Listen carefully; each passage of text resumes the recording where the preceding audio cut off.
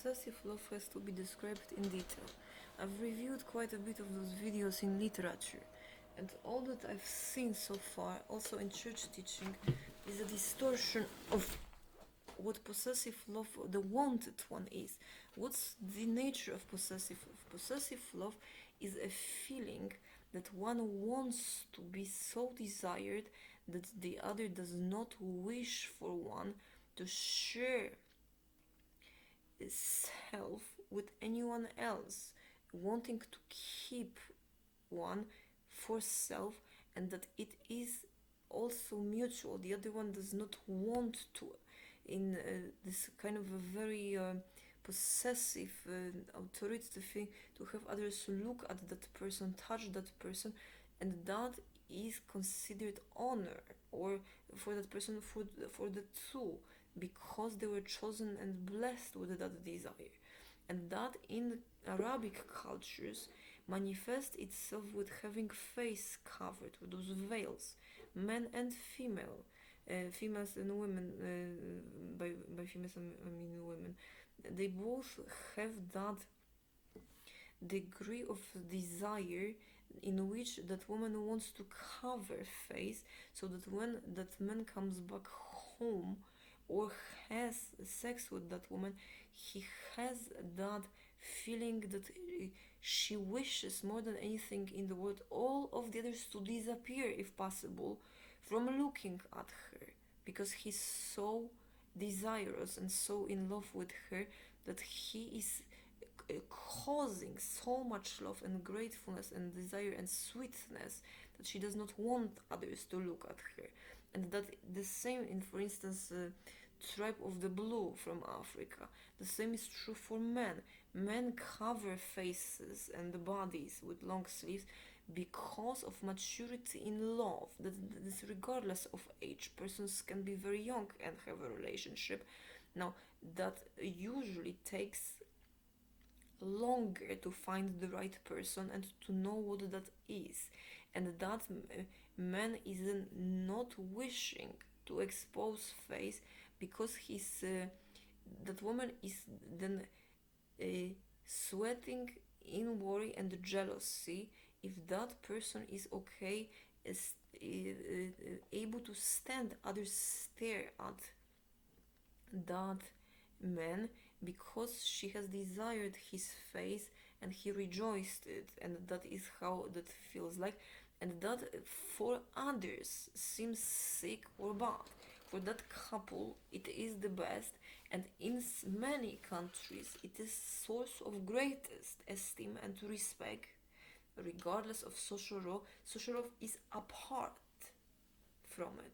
So in business then, men are covering face and wearing those robes so that the female has, when that man comes home, the only, to her greatest enjoyment, the only one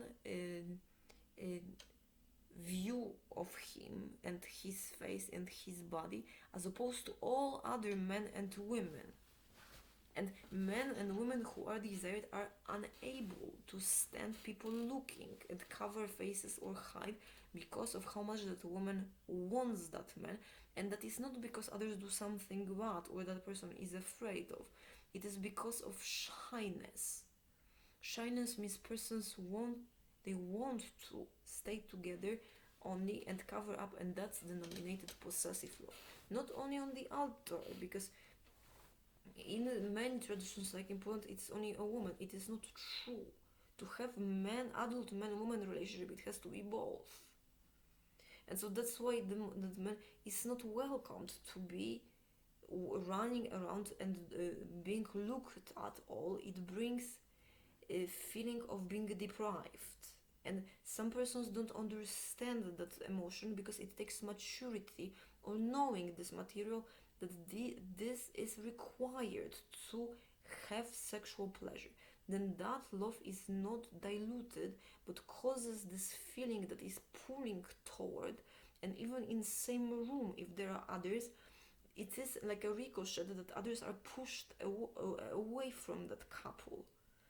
And that is called inevitable secret, non-penetrable love, or darkness in the dark. Those persons then manifest the closer they are in this kind of a pleasurable ecstasy, that the sense in desire and a sense in love. And innocence is when there are no obstacles from mind to body. Persons each is source of that desire, and an orgasm is ecstatic love and purity and innocence. And that does not end, but is the source of attachment.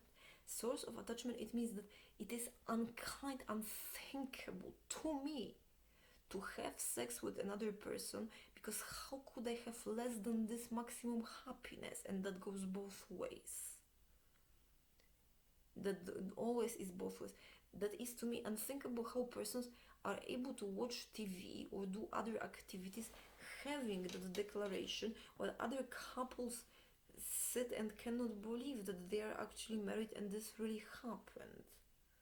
And then that brings intimacy, which is exploration of physical body and things that are less than that maximum desire, including sexuality. So everyday life, such as, for instance, sharing bathrooms, sharing the smells and diseases, that is source of honor and rejoicing, sharing common goods and wanting to be together, being able to witness person, I don't know, using bathroom or bathing, or help when that person fell or something happened, caring, and that person trusting.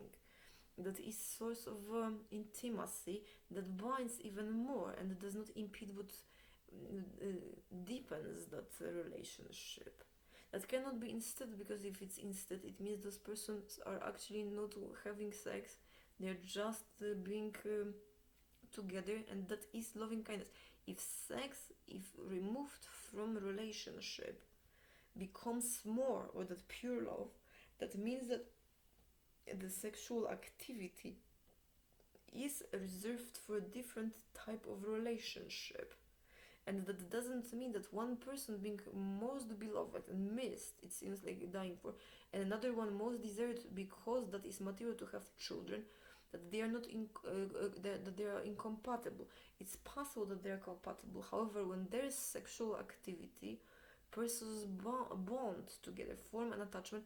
So it is simply that in love and pleasant feelings towards the others, that sex is wanted, and persons cover up faces not because they're old and ugly, but because the other one wants to and asks, could you please reserve your beauty for me, because I want to look at you only, be the only one. And that is expressed in stripping off the veils and those clothes, in degree of being distinguished and aroused, sexually aroused, and beauty, and it is mutual. And then that is not explained to youth and children, and people protest. If that is not a sexual relationship, unwanted, then that is forcefulness, and it's illegal and against natural law and laws to do so, and discrimination. The same as forcing out of labor a person who does not want sex with one to deserve the sex. That there's nothing to deserve there. There is desire or love or not. That is possible if there's, for instance, a situation where there's nothing to eat anywhere, nothing grows, that persons have to work and have to do activities so that others do not die, and selves included, and then that is deserving love. But that is not that one and the other are actually deserving to be loved. That would be that's not illogical. And so that possessive love is that is unlike forcing it. So having that person who desires someone else, desiring someone else, often having that exposure to physical love, not wanting anything more or not being in love, and having that person then intending to impose modest clothes, impose being at home, and rejoicing the other one's desire. And it's hurtful when persons realize what it means. Because you see, if persons love one another, then it is hurtful that husband does not ask to hide, does not ask to have that woman to self, and vice versa. The other person's in the blue, for instance, other husband's covered and the wife says, I don't mind. Well, you don't mind that others look at me? What if he has a daughter and he says a good word and she wants me only for self, does not, wouldn't stand even another person trying to touch because I don't want to. It's not ego, that is kind of self-esteem, meaning self-esteem, trust that the other one loves. Those are very wise lessons from Arabic countries. And there is no need to explain that in a climate, because in a climate, the riches that we possess nowadays make us all quite comfortable, even without a penny, to be able to have it all, and yet we kind of live accumulating and then distribute it, wasting life and time. There is no waste of time. Who would want to, knowing that the maximum pleasure is possible, who would want to settle on less? That means that person prefers something else unless there's grave danger, or is unskilled, in which case that person on an instinct is worse than a youth, meaning a person that is not yet at all experienced. And the last topic I would like to speak about persons who have experienced at least once maximum in intercourse from mind to body arousal, which is not less, so all the sexual techniques are warranted and wanted. However, the maximum pleasure imagined has been lived in mind or in body, or and that is remembered, and that the two persons who experienced that, they then for some reason assume that this cannot be pursued, for instance, for greater good or whatever, and they move on. And when they move on and marry the new person who is innocent or less experienced, the other one cannot bind to, and those marks, those called degenerate persons who are no good and this and that, explained by sicknesses or violence or other diseases. Those are persons that were separated, wanting a child with one specific individual, which was not possible, and wanted to kill selves and realizing that it was possible, while the other person felt that way too. It's always like that. And then the new one that came is settling, so this is compassionate love, and that is less. I know that the what described seems somehow tacky, you see, but once you've realized what honor it feels like to have a person who loves, then you will know that it is not, that the cheering a person up from not being wanted when loving maximally is not the optimum if the other person waits for it. And so that is to explore mind and know if a person ever wanted to end on life on behalf of that person is must be offered the same maximum love or desire based on natural instinct and loving to the same degree, or that person is not to be pursued because that's very dangerous for men and women.